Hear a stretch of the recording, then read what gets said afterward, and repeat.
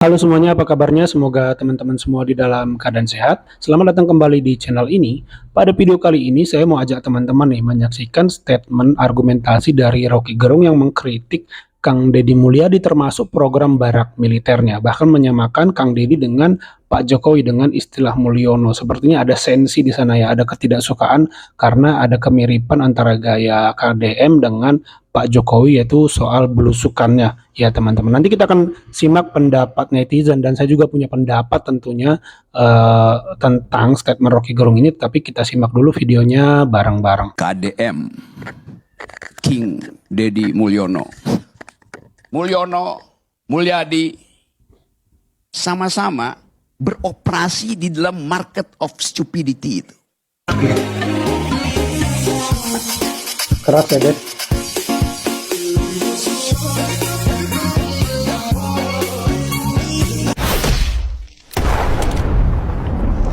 Di Bandung mungkin 2 bulan lalu itu ada orang minta saya satu panggung dengan KDM King Deddy Mulyono. Parah Saya nih, tidak ingin bicara soal watak, strategi, kemampuan membangun public opinion dari Kang Deddy. Karena pada akhirnya pembandingnya cuma Mulyono. Kan dari tadi Anda ngomong begitu. Kenapa pembandingnya nggak Bung Karno misalnya coba? Atau Bung Karno juga bicara hal-hal yang retorik, tetapi dengan logika yang kuat gitu.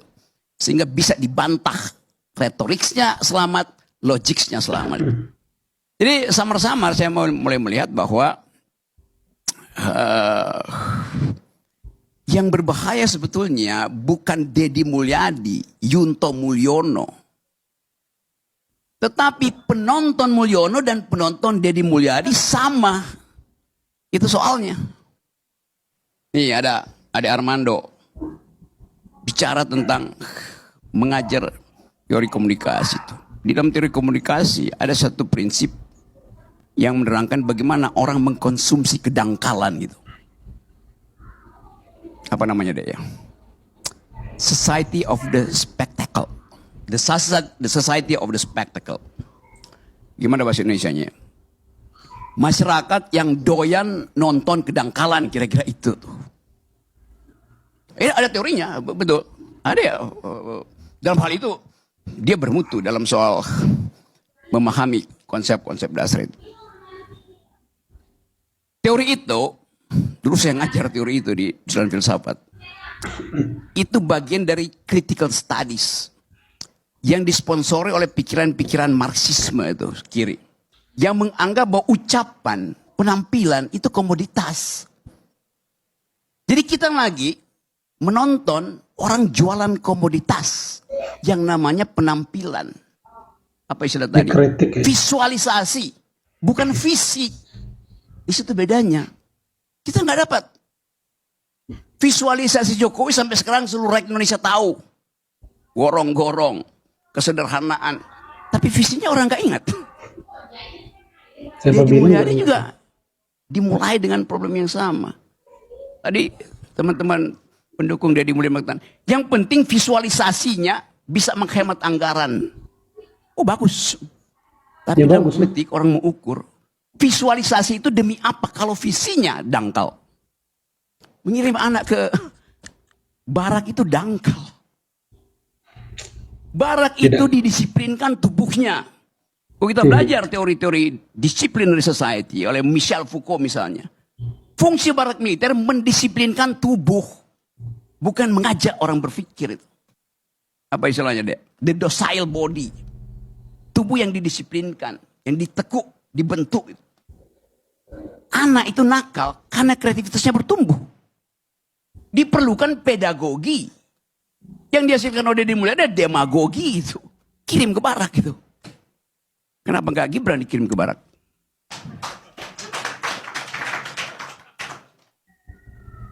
Atau ayahnya? Parah nih. Supaya didisiplinkan tubuhnya itu. Kan pikiran nggak bisa didisiplinkan. Sementara itu ada anak didik. Bagaimana mendisiplinkan pikiran anak didik? Justru anak didik itu diprovokasi untuk berpikir nakal.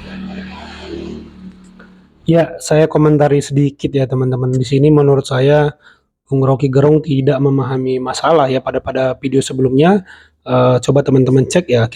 Saya sudah mengajak teman-teman mendengarkan pendapat Bung Iqbal yang adalah seorang rektor, seorang psikolog. Dia punya kacamata yang sangat berbeda dengan Bung Rocky Gerung ya teman-teman. Di mana beliau melihat pentingnya pendidikan barak militer ini dalam arti ya nggak mesti militerisasi sebenarnya, tetapi eh, pentingnya pendisiplinan ya teman-teman. Bahkan Bung Iqbal mengatakan itu sebuah inovasi dan perlu dikaji, artinya dipertimbangkan bahwa itu bagus.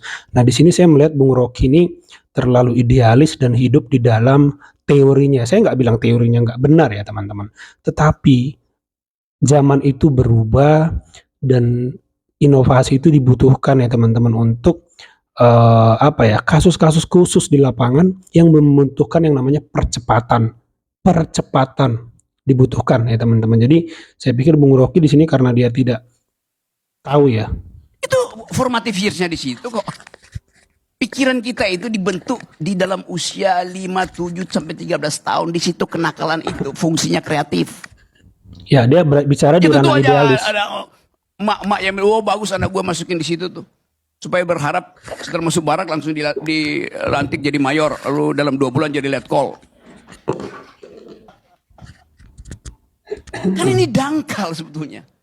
Saya nggak ada problem dengan itu, tapi metodenya itu dikonsumsi oleh publik akhirnya. Jadi kita nonton kedangkalan. Dan itu yang berlangsung di kita setiap hari. Dari zaman Pak Jokowi yang saya kritik terus. Saya nggak kritik pribadi Pak Jokowi. Saya kritik mental kita yang mengkonsumsi kedangkalan. Jokowi ngerti bahwa hanya dengan menjual kedangkalan dia bisa bertahan. Menurut apa? Lempar-lempar hadiah. BLT, gorong-gorong, segala macam tuh. Itu kan jualan kedangkalan. Hanya dalam masyarakat yang IQ-nya 78, kedangkalan itu laku. Ya, di sini Bung Rocky menganggap gaya kerja KDM ini sebuah kedangkalan mungkin ya, karena dekat dengan rakyat, aktif dengan rakyat, terlibat dalam percakapan sederhana, aktivitas sederhana gitu. Saya pikir ini sebuah kekeliruan ya teman-teman ya. Itu bukan dangkal ya, tetapi itu realitas yang dihadapi oleh rakyat sehari-hari. Kalau Bung Rocky ini kan kaum elit ya, intelektual yang mainnya di kampus, di forum-forum diskusi, pernah nggak melihat fakta-fakta di lapangan. Jadi itu bukan dangkal, tapi memang itulah kondisinya hari ini, itu teman-teman ya. Saya memilih menjadi orang yang berpikiran dangkal, tapi melahirkan hamparan tanaman. Daripada mengaku pikirannya dalam, hanya membuat banyak orang tenggelam. Pagi semuanya, kita hadapi berbagai kritikan dengan senyuman. Salam bahagia, sehat selalu. Dengan melangkah, hidup akan menjadi berkah. Kepada perusahaan-perusahaan pemasang iklan di televisi dan di medsos, jangan pasang iklan kalau televisi tersebut atau medsos tersebut masih mengundang Rocky Gerung sebagai narasumber yang hampir setiap kata-katanya selalu mengejek orang, bahkan menjelek-jelekan pejabat pemerintah Indonesia dan berbagai orang ya. Jadi sekali lagi, kalau kau memang adalah pendukung pemerintah, jangan pasang iklan di televisi yang masih mengundang Rocky Gerung sebagai narasumber dalam berbagai diskusi yang omongan mulutnya selalu menjelek-jelekan bahkan menghina oknum-oknum pejabat pemerintah. Dan saran saya kepada pemerintah Indonesia, khususnya Pak Prabowo, agar Rocky Gerung dikirim ke barak tentara agar dilatih tubuh dan mulutnya, ya. Boleh juga tuh ya, agar dilatih tubuh dan mulutnya. Dan Hotman mendukung Deddy Mulyadi. Ya, itu teman-teman balasan simpel sekali dari Kang Deddy Mulyadi.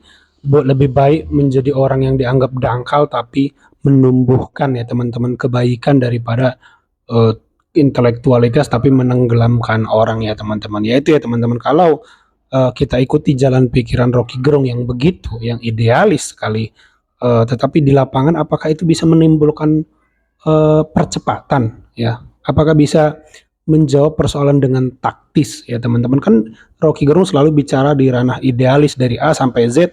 Ya betul, tetapi bagaimana untuk fakta-fakta lapangan yang sudah terjadi itu kan butuh penanganan yang sifatnya langsung ya, taktis ya. Jadi saya sangat mendukung KDM mengambil langkah-langkah yang cepat ya, karena butuh percepatan. Ini menjabat itu kan tidak selama-lamanya. Jadi saya lihat Kang Deddy Mulyadi ini ingin memaksimalkan masa jabatannya ya. Dia nothing tulus, tidak mikirin apapun. Yang penting dia kerja, dan kerja ini yang dibutuhkan ya teman-teman. Ini yang membuat kita tertular semangat juga untuk bekerja. Kalau menurut teman-teman bagaimana? Coba tambahkan di kolom komentar. Itu saja video kali ini. Jangan lupa di like videonya, di subscribe channel ini.